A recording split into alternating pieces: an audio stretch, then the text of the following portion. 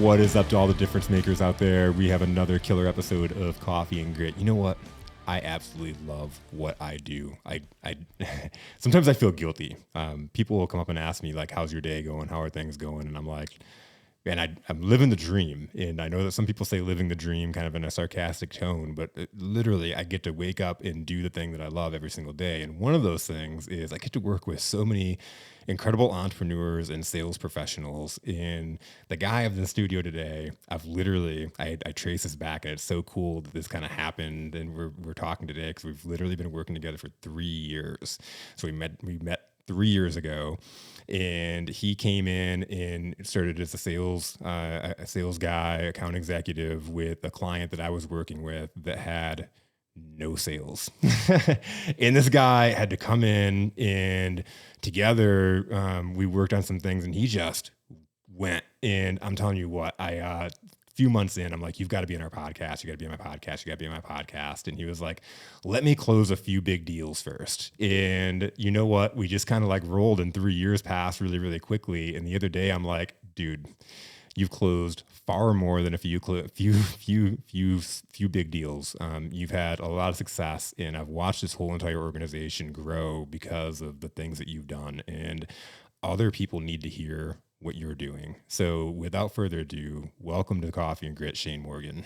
Thanks, Jason. How you doing? I'm awesome, Thanks for those kind words. Man, it's absolutely true. It's been a pleasure working with you. And it's one of those things like, I'd love to get your point of view, because it's always, for me, coming in with a client, right? And working with a new salesperson, working with like, you got this job, and it's like, congrats, here's this guy that you get to work with once a week. You know, what was that like at the beginning, and kind of what did you see? What did that kind of turn into? You know, being a salesperson and being a seasoned salesperson, I've been doing this for a long time now. I just kind of looked for what I can take away. That's, a lot of times when I meet people, I just look at it as, what can I take away from this situation? What can I take away from that situation? It might be a lot, it might be a little, but there's got to be something out there that I can take away from the situation to really help me, to improve, what I do, right? And that's just kind of building relationships. I mean, you said you like what you do. I like what I do, right? Yeah. And I get the opportunity to go out there and call people and meet people and essentially build relationships. And so, I like what I do. Building relationships, and that's so key. And, when you think of sales, a lot of times you think of like cold calling, you think of, beating the streets and doing those things. And those things have to be done. But we were kind of having this conversation the other day that if you're doing sales right, not saying you don't have to do calls and stuff like that. Calls are important, but you don't have to necessarily do some of those deep-seated things. What are some of the things that you've done to be successful? You're spot on. So those are important stuff. Making phone calls, you kind of have to set your own, the freedom I've got, but I'm self-motivated that I'm able to just to set my own goals. And, I need to be making X amount of calls by the end of the week, and follow through with that. So you're right. I mean, there is a foundation for sales, but what it's kind of evolved, sales has evolved, is more of a networking, more relationship building than I have ever been a part of. I've been in telecom for years, and I got out of telecom, and I actually sold car wash equipment for a while, and then now I'm working with J2 IT Group and selling IT services. And what I have found through all of that, right, that there is some bare essentials like the phone calls, the cold calls, and everything like that. But really, it comes down to relationship building. Mm-hmm. So are you able to build a relationship? Are you able to peel back the onion with your customers? And so that's what I feel that I've been able to do, and that's what has made me so successful. So going off of what you're saying, that's what we've been working on and working towards, is to essentially help me peel the onion more, and get down to get to know the customer and ask for the sale, right? And ask for the sale. And out of the gates, I remember out of the gates, you had a couple of relationships that you had brought to the table that you didn't even know anything really about IT coming in, to be fair. And to set this record straight, you talked about you've been in telecom, but that's completely different than being in IT and the networking solutions and some of the things that you were offering. And like out of the gates, though, you brought in a network of people, and I remember you landed a sale kind of pretty early in without really knowing what you were doing. Well, again, it's about relationship building. Yep. And I've said this, like I said, I've been in telecom sales and I've sold other stuff, but a good salesperson transcends, right? It doesn't matter what they're selling. What they do is the same process, right? So it doesn't matter if tomorrow I was selling printers or the day after that, I was selling shoes, whatever it is. Yeah. It's the same process. It's the calls, it's the follow-ups, and then it's the networking, right? The sale or whatever you're referring to, the customer you were referring to earlier, that was right out of the box was essentially a relationship that I just had. I had a relationship prior to joining the J2 team. Yep. So I was able to give him a call, Jeff Kong over at Tricovery, and I was able to, hey, I know you're having some problems. I'm in IT now. Let me help you solve these problems. And we were able to solve the problems that he was having at his current location. And then when he built future locations, I was the first phone call to get us in and get us going. Tell me about that, because you talk about, I know some stuff like this gets me fired up in being in sales, being in business. You talk about loving what you do. Talk about that being a part of businesses and then watching them grow, because I know you have a few clients that you've watched grow and you've helped them grow. Yeah. So, I mean, building that relationship, and then they start adding on a location. So what gets a salesperson excited, right? I mean, that's essentially a little bit what you're asking is the sale, right? You close the deal, you close the sale, but then to see everything work and then the customer come back to you and say, listen, it worked. You solved my problem. You didn't oversell me on anything. You sold me exactly what I needed. I need some more of that, whatever it is. In our case, it's IT services. And then after, sell more, from a salesperson's standpoint, there's nothing better than when you get a referral. Yeah. When they call you up and they say, listen, you did such a great job that I'm going to put my name on the line for you. Here's somebody that needs exactly the same quality of a relationship. That's how I look at it, right? They need that same quality of relationship that I have with you. How can you help them like you help me? What are ways, because this makes me think of some specific things. What are ways that you've been able to, as you're going through prospecting people and building relationships without selling to them, how have you been able to help them in life or connect them with resources? You know what I'm saying? It's maybe a little. So I think of the wings guy at the beginning. Okay. That, strung you along. You never really got the business, and then he went a different direction, but you still stayed in contact and you still gave him referrals, and you still I feel like you connected him with somebody that helped him with something. I don't think a sale's ever done. Even if I've had other clients or customers, they just say, listen, I appreciate everything you're doing for me, but I'm going to go in this direction. And that's fair. I mean, it happens, right? Though I think one of the worst things you could do as a salesperson is burn that relationship and say, okay, well, if you don't want to go with me, then we're never going to speak again. Yeah. I think in general, because everything's an opportunity, because whoever he or she goes with could essentially, that situation could go awry. And if you continue that relationship, then who's that person going to come back to if that situation or relationship goes awry? Because we have that, where we bid on projects currently and the customer goes with the lowest bidder. I mean, that's happens, right? Whatever the lowest bidder is, they go with. Yeah. Well, we've had customers get burned with going with the lowest bidder. So I continue that relationship. Who's that customer going to come back to, right? Who are they going to come back to when that relationship, they decided to go with the lowest bidder, but they got burned? They're going to come back to me, right? Well, because most people, we've all bought something. We've all been in a situation where as soon as we tell a salesperson no, their whole entire body language changes, and it's like we're dead to them, right? Yeah. Like they've written us off, and Yeah. so, and that's the normal. Correct. That's the normal. And so when see someone that a like lot. you is staying in, and I remember like Jason being like, dude, why do you keep calling that guy? Well, we've had situations where, I mean, it's taken me 2 years to close a deal. Yeah. Right. Yeah. It's phone calls, and it all comes. It's really, like I said, it's relationship building.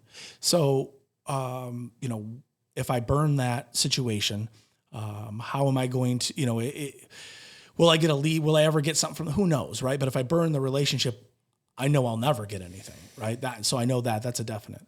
But we've had situations where it's gone 2 years. Yeah. 2 years of calling on something, continue to build that relationship, and then finally they're like, "Yeah, now's the time."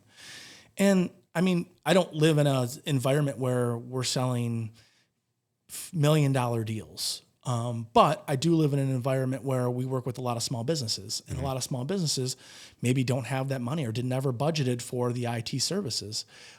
Every company needs IT services. They just don't think about it a lot as they're putting their business model together, is what I have found. And so when we come in and we say, yeah, absolutely, but you're going to need this, this, this, and this, and then they're kind of like, whoa, I never thought I would need any of that. Well, to be a legit, a legit business in today's climate, I mean, you got to have internet.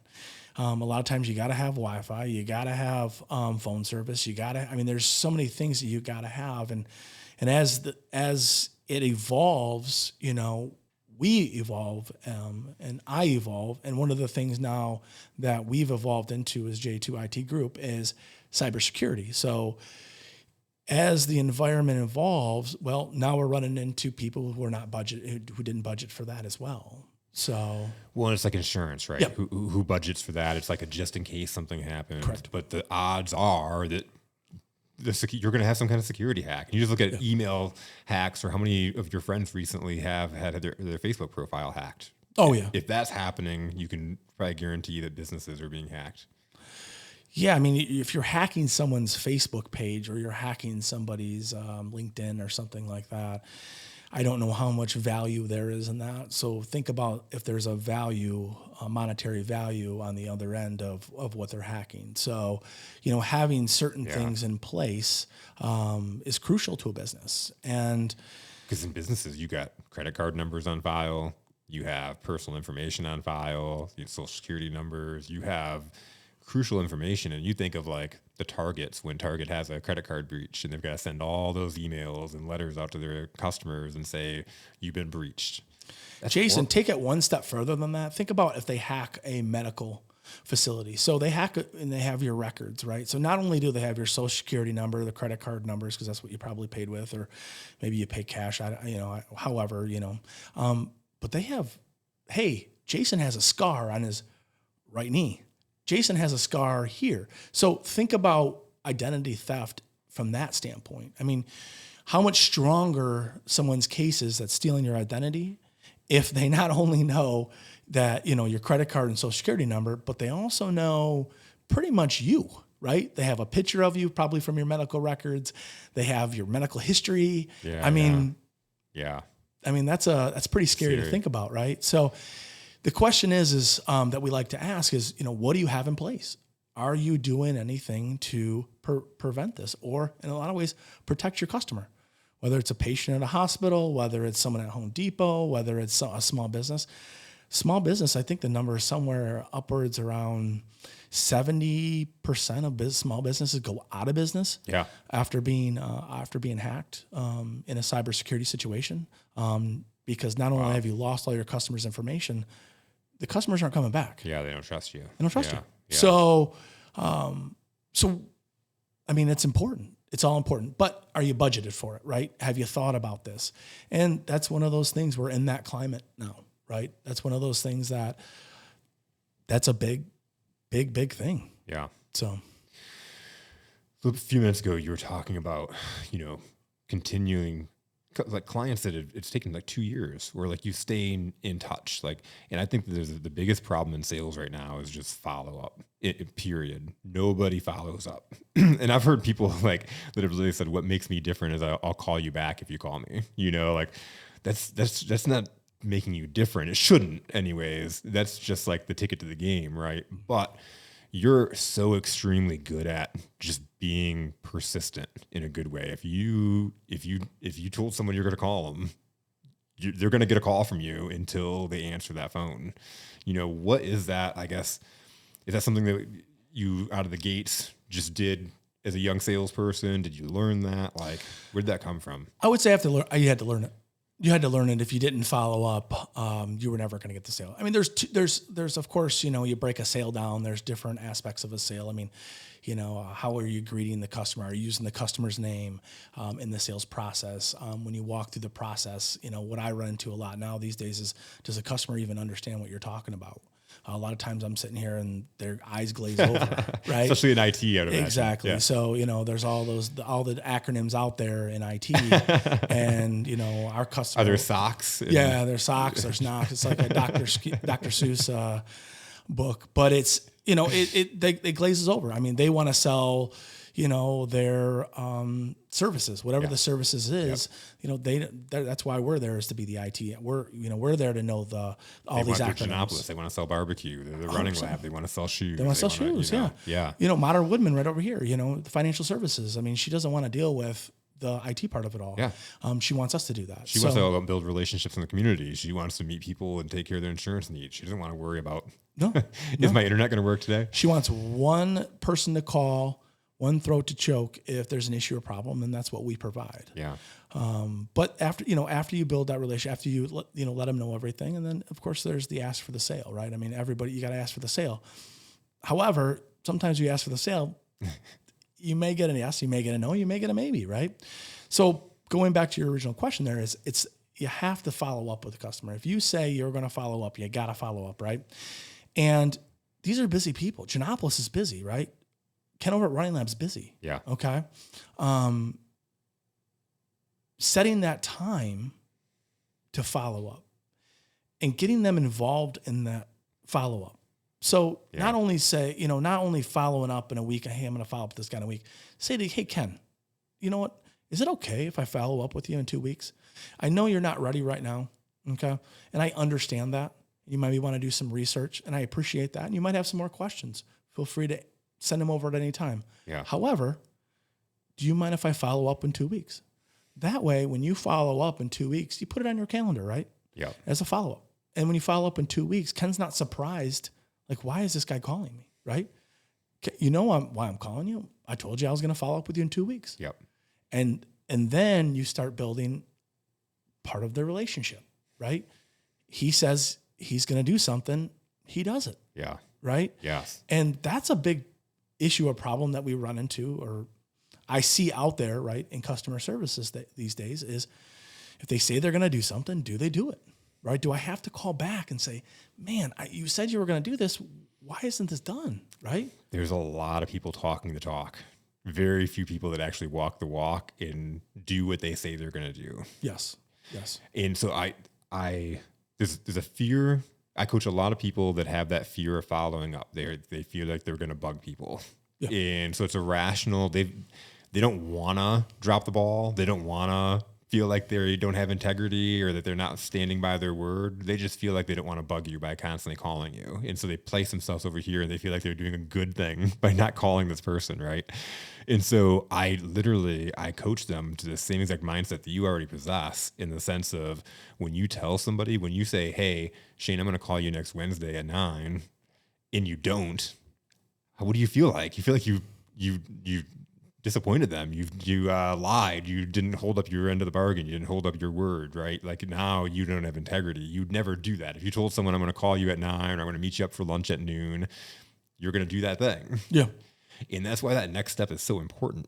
Like, you have to set that next step and take a little bit of that control. But it's so awesome because you just automatically, you're like, I told him I'm going to call him. And there have been people that have told you, like, stop calling me.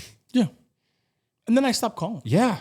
I mean, it's really that simple. When the customer says I'm done, like, hey, I'm stop calling me, then I'll stop calling. Yep. But I usually don't get that. Yes. And that's what people don't, unless I'm ultra aggressive about the situation. So obviously you have to read the customer, right? Is a phone call the way to go? Is an email the way to go? Is a text message the way to go? How does that customer communicate? That's something you have to read, from the customer.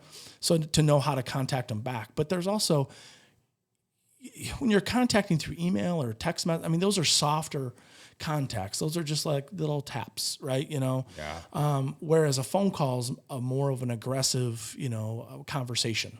At that point, a customer's forced to say no or yay or hey, you know what? Give me 2 more weeks or give me 5 more weeks or whatever it is that they feel they're going to be comfortable in this situation. So, but it goes back to something I learned a lifetime ago. And this is going to resonate with you. I know your eyes are going to get really big when I say it, but it's something called earn the right. Okay. You called it. I won't tell you where I got it from. Right. Yeah. But I was looking that up this weekend, another way to say it. And there really isn't. There really isn't. There's a really good way to say it. I popped open that thesaurus and I was looking for all kinds of different words. I really wish they wouldn't have coined that and trademarked it because it was really perfect. It was. It is. Yeah. It really is. And so I know if anybody listens to this and they know where it comes from, they're gonna in that world they're gonna. I have some followers in that. They're gonna laugh, but it really is a good way of looking at it, right? I mean, that comes back to what we're talking about, which is relationship selling, right? Yes. Earn the right to sell to that customer. How are you earning that right? Yeah. And so that's what you kind of have to think about when you're with a customer. How am I earning their business? Am I doing the things that I need to be doing to earn their business? Whether it's, asking for the sale, whether how I communicate to the customer, how do I follow up with the customer? Yeah. That's a big thing I see a lot of times. I see in this industry right now I see not a lot of follow up. And you talked about it a little bit earlier and asked me about it a little bit earlier, but circling back on that, I mean, it's crucial. It's crucial. It's crucial. This was last summer. We have trees that need to be trimmed, and I had 3 companies come out to give me a quote. Yeah, I think you told me. Sorry, it's insane. So 3 companies come out to do a quote. All 3 of them said, "I'll email you a quote." Not one of them emailed me a quote. So I had 3 companies. Not one of them followed up with me. You know what I mean? That's just. Well, what's it tell you? They don't want your business. Yeah, as a consumer, you know what I'm saying? Yeah. Like as a consumer, that tells me, hey, you know what? You don't want my business, right? So now I got to go find 3 more companies, and put a quote out. But yeah, I mean, we run into that a lot. Yeah. We run into that quite often. So follow up, if you say you're going to do something, do it. If you say, hey, tomorrow I'm going to have a quote for you, then have a quote. However, there is exceptions to this. So maybe you don't have the quote done, but you still got to follow up. Yes. So even if the quote's not ready to go and you might need some more information, because we run into this a lot because we work with a lot of partners. Yep. And so what'll happen is we're waiting on that partner to get that information. And if they don't get that information to us in a timely fashion, it's hard to get to the customer in a timely fashion, right? Yep. However, a key to that is to call the customer and let the customer know that, hey, you know what? We definitely still want your business. However, we're still waiting on this information. As soon as I get this information, I'll get that information over to you. And I do apologize for the delay, and I appreciate your patience. That goes a long way with the customer. That is so key, and I think that may be the first time that's been brought up in 75 episodes of Coffee and Grit. Really? When something goes wrong, you need to communicate it. When Yes. something goes off track, you need to communicate it. Yes. And I've seen so many relationships and deals get blown because something happens and you're afraid to say, just communicate it. Or you forgot to get a crucial piece of information. Yeah. And people don't want to call up and bug them, so they just guess at something. Like, it's so important to just swallow your pride, make the call, because how much more time do you buy? They just appreciate it. It's not really about buying time per se, but it's also, Setting an expectation. but they just kind of appreciate, like you just said, hey, you know what? He cares, he values my time, Mm-hmm. right? And so that's important. It's important because part of earning the right? Yeah. Is in order to earn that right for that sale is value in that person, right? It's not building the relationship. Part of building relationships, trust, value in their energy, value in their time. And so, nothing's going to be perfect, right? I mean, so for people to expect perfection is crazy, right? We live in an imperfected, how do I say that? Imperfection world of imperfection. World. Imperfect. There it is. Yes. There it is. Yeah, there you go. But we can try, right? Yes. And part of that is really building that trust through that phone call. And sometimes you may lose the customer. I mean, It's possible. Yeah. but 100%, you might lose the customer. Yeah. But if you don't actually communicate to them, and you don't say, hey, by the way, you're definitely going to lose that customer. Yeah. Right. So it's Plus, they're probably going to go out and tell everybody that you never, they asked for a quote, you never got back to them. correct. Absolutely. Versus they're probably not going to tell bad stories about you, even if they moved on. No. Because you let them know. Yeah. 100%. They couldn't handle my job, but they let me know. Yeah. Or they gave me this, they sent me in this direction, or however, whatever we need to do to help the customer out. Because you're right. And at the end of the day, it's also about your reputation. Yeah. Right? Yep. Referrals. I mean, that's a big part of sales, right? I mean, and kind of going full circle back to one of the first questions you asked me, which was on all this and cold calls and all that stuff. I've been able to move past that part of sales. Yeah. Not because I don't need to. I mean, I think you always need to make some calls and everything like that, generate some business. But I've built networks. And so through those networks and relationships, not only through quality of work, but also partner relationships with people. So I kind of scratch your back, you scratch my back. If you have a situation and you need ceiling tiles, that, you give me a call. Well, if I come across someone who needs IT services, I give you a call. So through those relationships, I've been able to, use those in order to continue to build my book of business, essentially. It's been huge. And you told me a story recently about one of your vendor partners that was like, I'm willing to forgo my commission just so you can win this deal because he respects you so much in the relationship you've built. And that's just, who does that? Yes. But that's a relationship, right? And so those are few and far between. Yeah. Oh yeah. Yeah. Yeah. Don't believe that happens all the time, but it's about relationship. It's about taking care of the customer. And it's a testament to that person as well. Yep. Because that person understands the importance of that sale, that they're willing to sacrifice in order to close the deal. Okay. Yeah. And so, it's just like anything else. I mean, it's a relationship and they want that customer taken care of, and they feel like we're the best shot at getting that customer taken care of. It's huge. Talking about next steps, and I know this is a process that the G2 kind of, it wasn't really a process in place. It was just kind of the way it was. Quotes were just kind of sent out to the customer to read and then decide if they were yay or nay in the process. And what did you do to change that? And it's funny, I asked this because I just had a conversation this morning with a young sales guy that was giving me all these like promising leads that he thought he had. And then he was like, and I sent him the quote and I haven't heard back from him. And then I emailed him the quote and I haven't heard back from him. And I've emailed the quote and for some reason they're not calling me back. And they're like, why would you never email a quote? What do you do differently? And why? Yeah, I would never email. I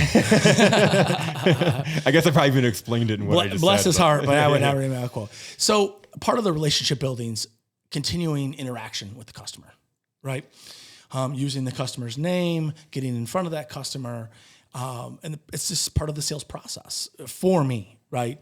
And so what I have seen in different lifetime ago in sales, and this is kind of, where I'm at now is kind of evolved from what I've seen, was, I did that in a previous life, right? I sent out those emails and said, I just talked to him, he'll look at it, he'll give me a call back, and I wouldn't get the calls back. And I was just, why? Why wasn't I getting the calls back or whatever? And I never really got an answer from the customer per se. But what I found is there's got to be a better way to do this. And so when I came on board to help J2 with sales, they were a brand new company just coming, from the ashes, like the Phoenix during COVID, right? I mean, essentially, the company came together during COVID. Yep. And Jason, my neighbor, said, "Hey, I need some help. Can you help me out?" And I said, "Sure." And so he kind of brought me on. And what I was seeing is looking at the process they had in place, and he'd email over the quote and he'd never get a response. I said, "You're never going to get a response." And he's like, "What do you mean? I get a response." I said, "Well, how often do you get a response? What's your percentage of responses, right?" Like 1 in 10. Yeah, it's like 1 in 10. Yeah, exactly. I think it was really low. I mean, it was really low. Yeah, like 10%. And I was like, "Well, you got to get in front of the customer." He's like, "Well, what do you mean I got to get in front?" I said, "You got to get in front of the customer. You got to read the customer. You got to see the body language. You got to look the person in the eye when you're giving the quote, walking them through the process, answering questions. When you see them tighten up, you can ask them a question. Correct. What's going on?" 100%. Like those are the things, the body language is everything, right? In a sales process, right? So that's what was missing from what they were doing. And that was one of the small things. There was a lot of things that was missing from the sales process, but that was one thing that we were able to get a lot of fruit from that tree, right? As soon as we started showing up, presenting the quote, and we started closing deals, one after another, boom, boom, boom, boom. Deals that previously they were just sending over email, and that the customer got back. There was no follow up after the email. There was no follow up even after the email was sent. It was just like the email was sent.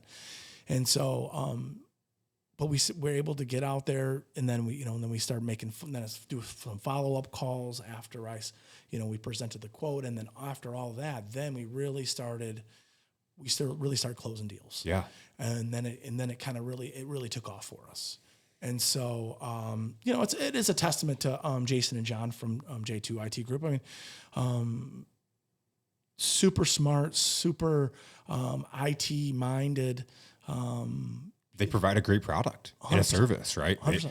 They provide a service that you can go out there and confidently sell because they're going to do their job on their end. Correct. I mean, we're talking, engineers. I mean, we have some great engineers that are behind what we're doing, that have been doing it for a long time, right? And I would say they're like high-end surgeons, right? They're like a specialty surgeon, but Correct. in the IT field. Correct. But what we also found, one thing that, kind of going off of, going there and presenting the quote, was I went to a few sales with them, and I'd sit there and listen to them talk, and the customer's eyes would glaze over. My eyes would glaze over. And I'm like, what is being talked about? Like it was right over the customer's head. So, so that was one thing we really had to manipulate, I guess. When you talk about knocks and socks, oh my gosh, outside of it being a Dr. Seuss rhyme. If you don't know all the acronyms, right? I mean, but it's like any company, right? Or any industry, absolutely. right? Any vertical, you need to know. You need to know the acronyms, right? And how that benefits the customer. But when you're in front of the customer doesn't know the acronyms. And you need to break it down. You need to be the translator, right? Correct. Especially in your field. That's what you're the translator there. Yes. So when we walk in and we're dealing with something that's in IT, so some of the jobs we get, they're actually in IT, right? They may be the head of IT for the school district or head of IT for the company. Then when you're talking high level IT, it's back and forth. Everybody understands everything in the room. Okay. When you get a local business that sells dresses, or they sell food, or they sell shoes, or whatever their financial Insurance, services, financial right? services, absolutely, urgent cares, right? Pet company, pet grooming, window doors companies, all of it. Absolutely, 100%. They know their acronyms, but they don't know our acronyms. Yep. So what I've been able to do, and what has made us so successful, is I've been able to take what our engineers say, translate that into what the customer, what they get, what they understand, right? Trying to translate into an everyday, day-to-day verbiage, I guess is the best way to say it. And I know, I don't know if there's a better way to say that, but an everyday, how they see things. And I look at it from, would my wife understand, what I'm talking about right now? Would my neighbor, know what I'm talking about right now? That's not high, not Jason, not my high level, not my engineer neighbor, but would one of my other neighbors know what I'm talking about, right? Yeah. And if they would understand what I'm talking about, then I'm probably our vernaculars are on point, right? And that's what I'm just trying to get, right? Our vernaculars Yep. at the same level. And so that's what's allowed us really to be, because we get in there a lot of times and they're like, yeah, I just had another guy in here and I didn't understand a word he was saying. Or the guy I'm using right now, every time I talk to him on the phone, I don't know what the hell he's saying, right? And so I 100%, I start up just apologize. And I understand. Like when I came into this industry, I didn't know what people were saying. Yeah. But what I've been able to do though, coming into this industry, is translate essentially, right? It's almost like a foreign language. Yes. Right. And so translate it. It's a foreign language that most people don't want to learn. Correct. They don't have any interest in learning it. 100%. 100%. They just want it to work. Yep. Right. And so that's what we've been able to do, is translate it to a vernacular they understand and then make it work. Yeah. And so the less problems, issues they have, the greater we look in the long run. They not only are having no issues or problems, they understand what's going on, and there comes a point in a conversation at some point that you have to bring up some of the acronyms, like what's an AP, an access point, because they need to know what you're mounting in their ceiling, right? Or voice over IP phones, VoIP phones. Yeah. I always mess that up. But anyways, my point in all this is, they do need to understand a little bit, and I've been able to help with that transition. It's all those things, like, and a lot of the stuff I'm asking you, it's even going to that quote question. It sounds like if you've been in sales and you're listening for a long time and you're successful at sales, you're probably thinking like, that sounds pretty elementary, but there are so many companies, full teams, and individuals that are out there that are doing these small little things that are holding them back. They have a good relationship. That seems like the client or the prospect is interested, and then all of a sudden it drops off. Well, because you sent out the quote and they didn't understand it and the price looked high. And so they, instead of asking you a question, they just moved on to the next person because you didn't make doing business easy for them. Yes. You have to make business easy. You have to make doing business easy. You have to. Yeah. Yeah. I mean, the harder you make it, the less likely the customer is going to go with your services. Yeah. I mean, you're 100%. I mean, you have to make it, they want to understand to a certain extent. And then after they understand to a certain extent, they want to be able to ask questions. They want realistic answers back as to why you're doing this, why we're not doing this. Yep. In the long run, they just want someone they can call to make it work. Right.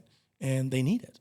Right. There's not anything that we're selling that the customer really doesn't need. We don't walk in and say, oh, you got to have this and you got to have that. We give a reason why you'd want this, or a reason why, even if you didn't go with ours, you still want this, right? Like a firewall, for instance. Maybe you don't go with us for your firewall. You go with a different company. Sad to hear. Yeah. But you still want a firewall. Yeah. Okay. And this is why you want a firewall. And this is the type of firewall you want. And, we'll make it easy. But if you go with someone else, if you have any questions or concerns, give us a call too. Yeah. Yeah. Yeah. So this is another thing, and it's just another thing that stands out in being different is we talked about, we of course want the big sale. We want to walk in and close everything. Right? Yes. And 100%. coming in and working with the smaller to mid-sized businesses that you're working with, and recognizing that not everybody has the budget to do everything that they need, because it's not that they don't need it. It's not that they don't want it. Correct. Sometimes they have to piece it together. Yeah. And what is something that you did, and this was even just from listening to clients, that helped you be successful in putting together in kind of like stages?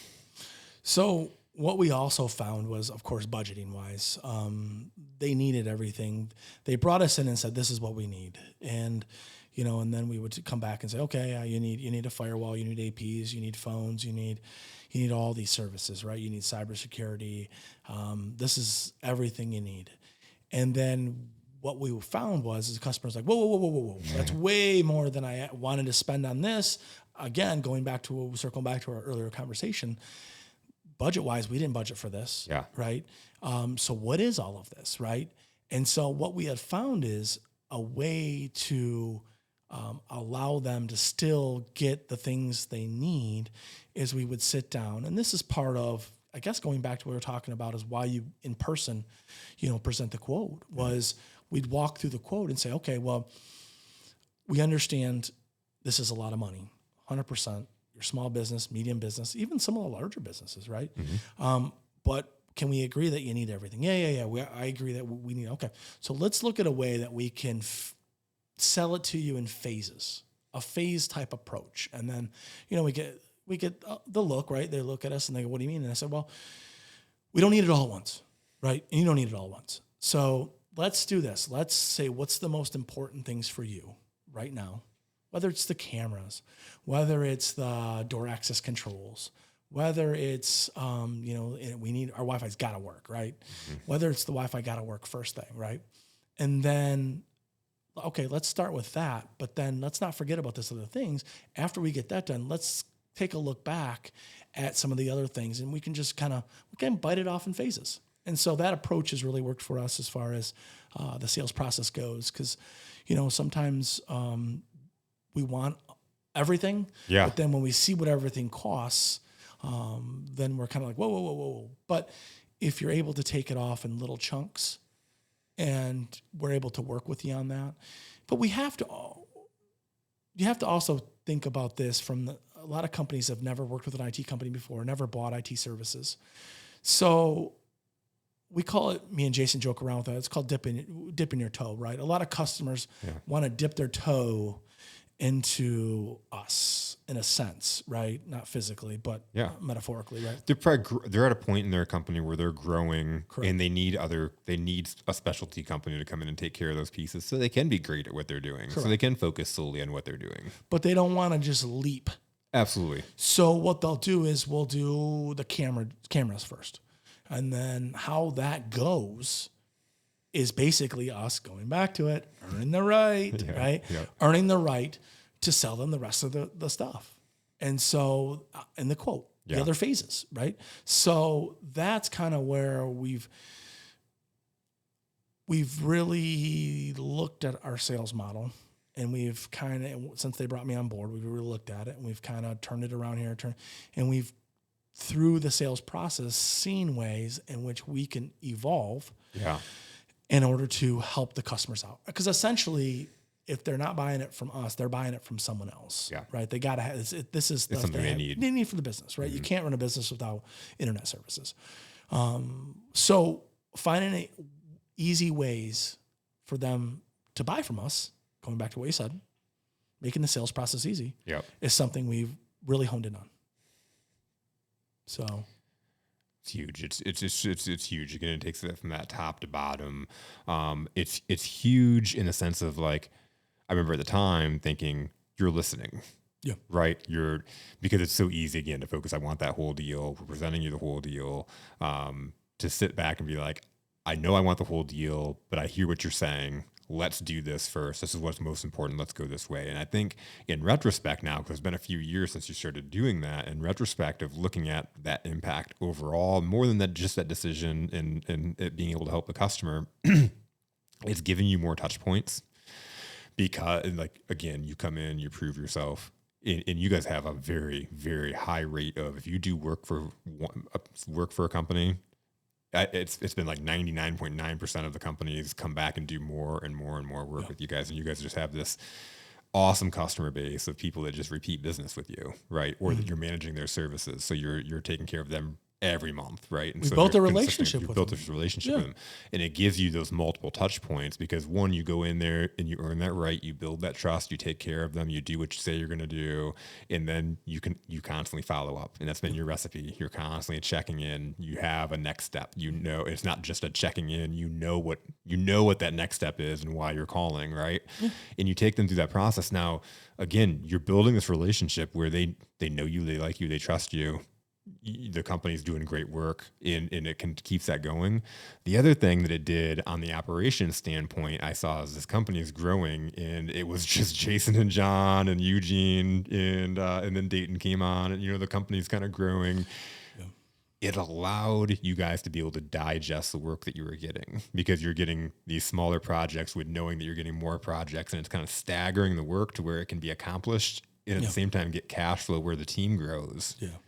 And for me, I know sitting at the Tiger game in June or July or whenever it was, and looking at, again, 3 years ago, it was Jason, John, Eugene, Myself. You. Yeah. There's only 4 of us. In looking, and I'm like, there's 15 people here. Yeah. This has been awesome. Yeah. And this is what sales gets you. Correct. Like, and that's what it's again exciting to talk about this, but sales built that. Yes. I'd like to say relationships. Have built that, right? Good call. I mean, that's what's built that, Yep. right? Our ability to go out, build a solid relationship with the customer. And like you were just alluding to, once we do one thing, we do multiple stuff for that customer and they come back. Again, we try to make it easy to do business with us. And when it's easy, they understand what they're doing. It's easy to do business. And it's easy, you continue to build that relationship, follow up, stop ins. That's something that, outside salespeople, if you're not stopping into your existing customers and saying, hey, how you doing? Yeah. What's going on? Right. Yep. You're missing a touch point.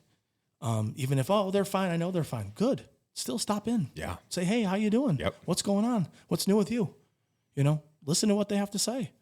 Talk to them about, I spent a lot of time talking about everything besides IT.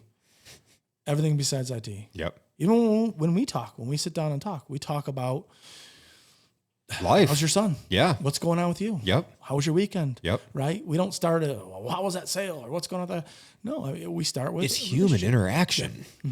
And that's at the end of the day. Yes. It's like if people suck at sales because they make it a transaction. They make relationships a transaction. And like, to me, again, we sit down, like we build this relationship. Like, I legit want to know what's going on in your life. Yeah.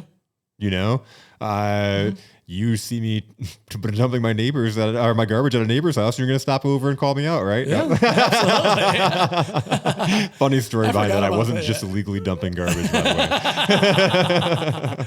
No, you're absolutely right. And you generally start caring for people, right? I mean, then that's what it's all about. That's what 100%. Getting back to one other thing, I did want to talk about when we talked about, what brought me into sales and what sales. Everyone's a salesperson. Mm-hmm. I don't care what industry you're in. You're selling. You might not know you're selling, but you're selling. One thing I was actually watching football last night. I was watching the Vikings and the Green Bay Packers last night. And one thing they talked about, I think his name is Kevin O'Brien. He's the new coach of the Minnesota Vikings. McCarthy. Is it McCarthy? Kevin McCleary? Something like that. It's mixed something. Okay. And I do apologize for not knowing the exact name, but the announcers were talking about him coming in as the new head coach and him having veteran players and new players. And one thing he had to sell was he had to sell himself. Mm-hmm. He had to sell his scheme. He had to sell why they should believe in him as the next head coach, right? And then I'm married to a very gorgeous, beautiful woman. And she's also a teacher in the local Brighton area schools. And I listened to her talk, right? And she teaches American Sign Language, and she has to sell. And the other day we were talking about that, and she's like, no, and it's like, no, you sell. You sell. You sell to clients that don't want to be there. Correct. That's a tough sale. That's a tough sale. Yeah. Not only do I know she's a good salesperson, because when I walk down the street in Brighton, people come up and they say, oh, you had my daughter, or their daughter walks up or their son walks up and says, hey, I just want to let you know I continued American Sign Language and I'm taking it in college, or that's I'm becoming awesome.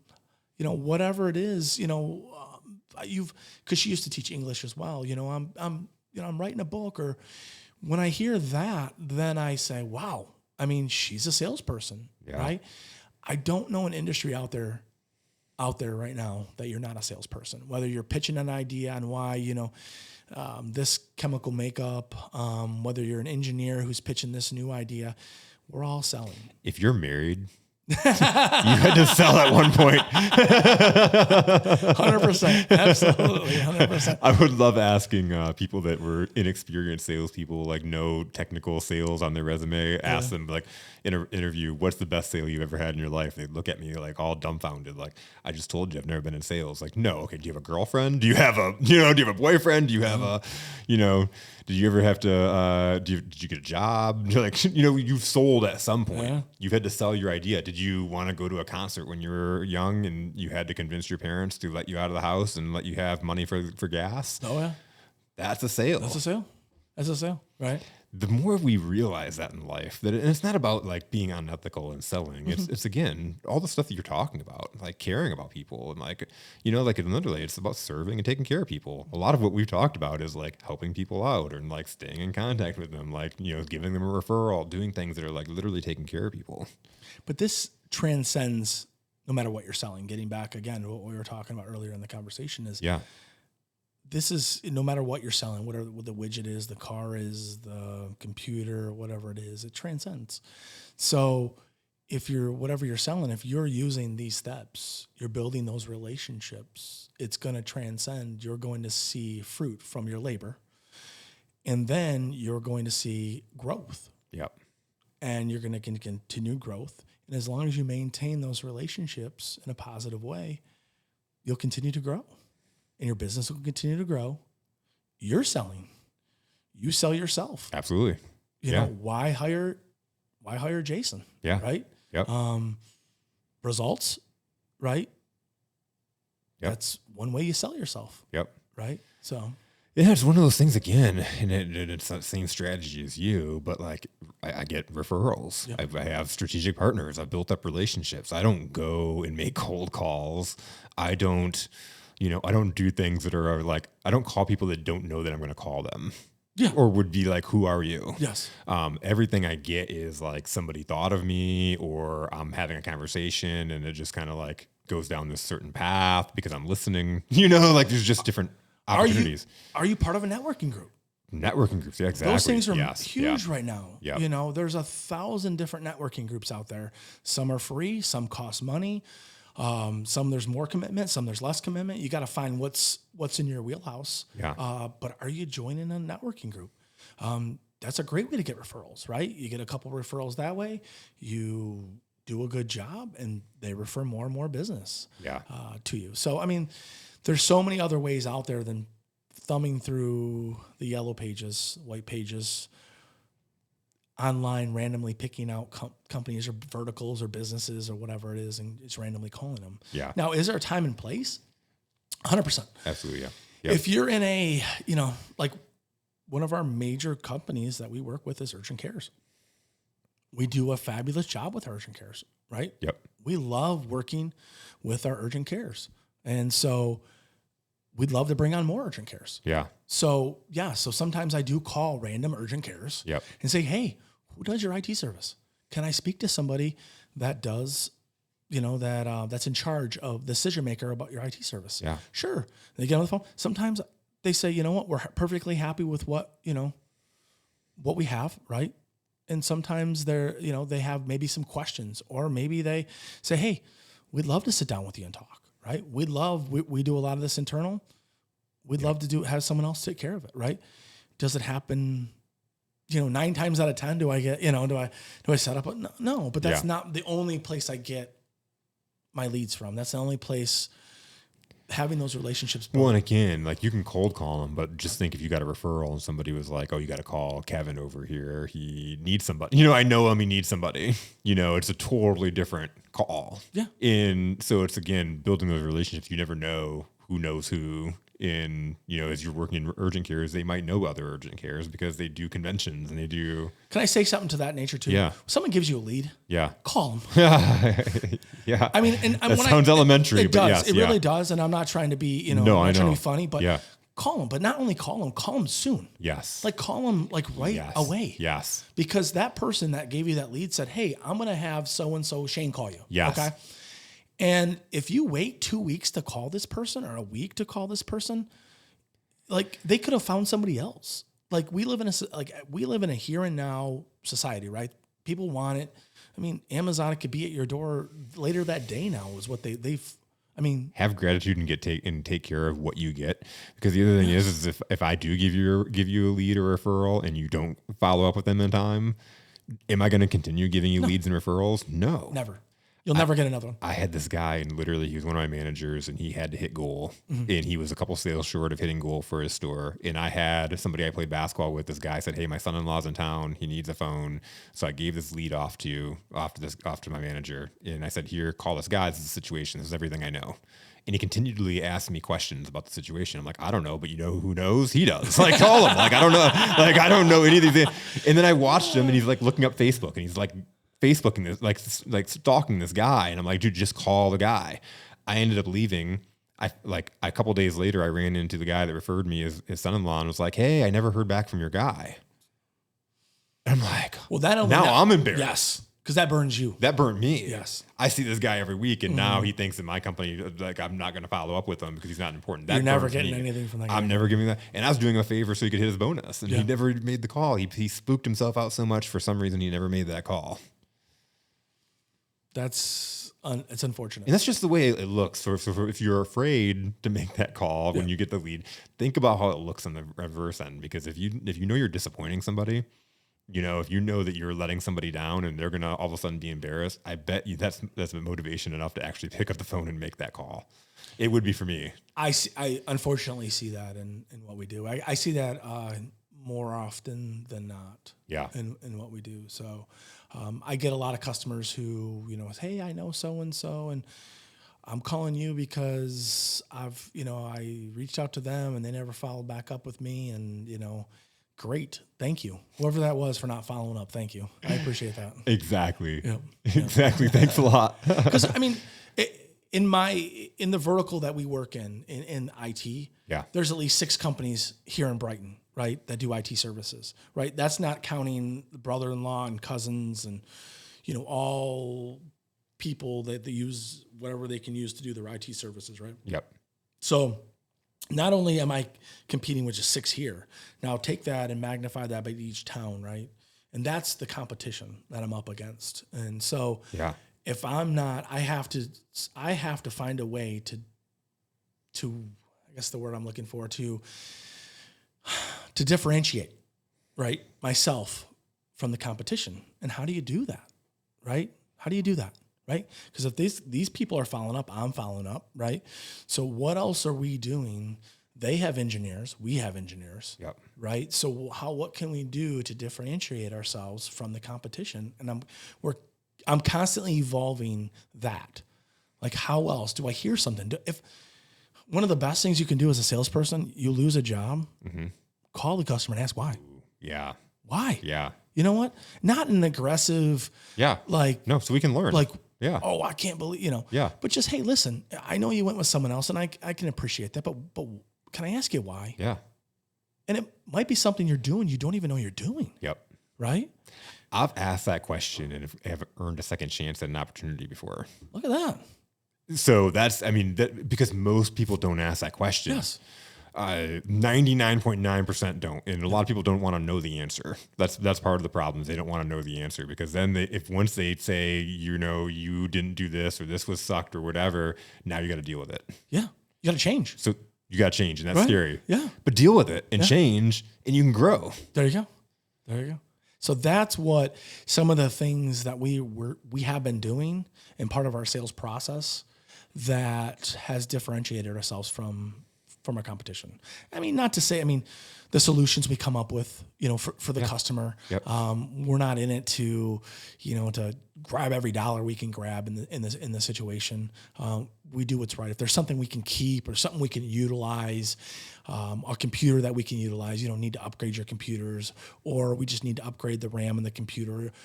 We really look to save the customer as much money as possible, because we understand it's a small business, medium, even a large business, right? Yeah. They're looking at every penny. How's this, where's this going? Where's that going? And we understand that because we're a small, medium business, right?